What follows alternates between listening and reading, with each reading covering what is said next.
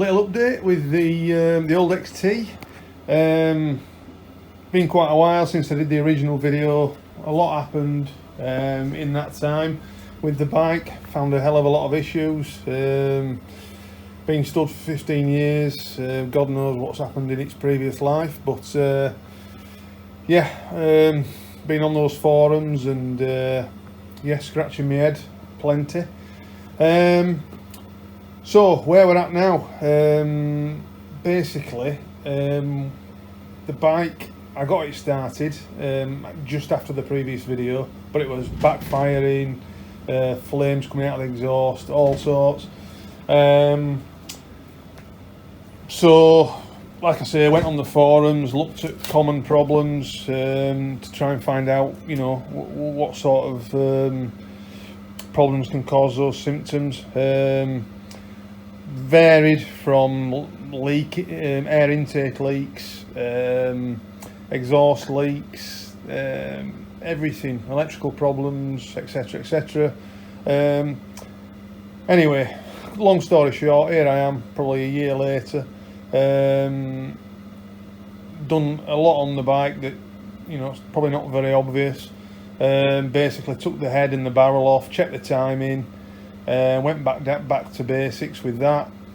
That was okay, so put it back, new gaskets, etc. Anyway, then started looking at the carb.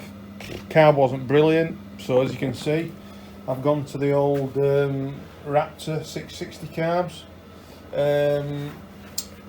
So I thought, well, why not? We're in at the deep end. Let's make the most of it.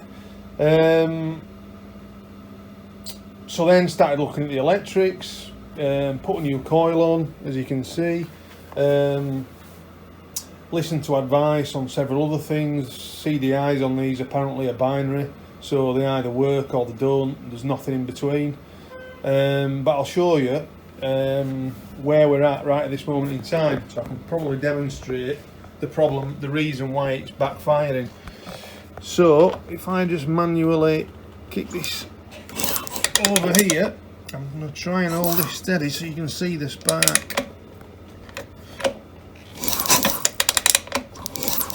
Not sure if you can see that, but it's sparking several times, so it isn't just one spark at top dead centre. It's sparking sort of 5 or 6 times on each stroke, so that's exactly why we've got the backfiring problem. So that leads me to where we are now and what I've found with the electrics. Okay, so safety circuit wiring. So basically what I did was narrowed it down to a problem with these safety circuits going out into the wiring loom.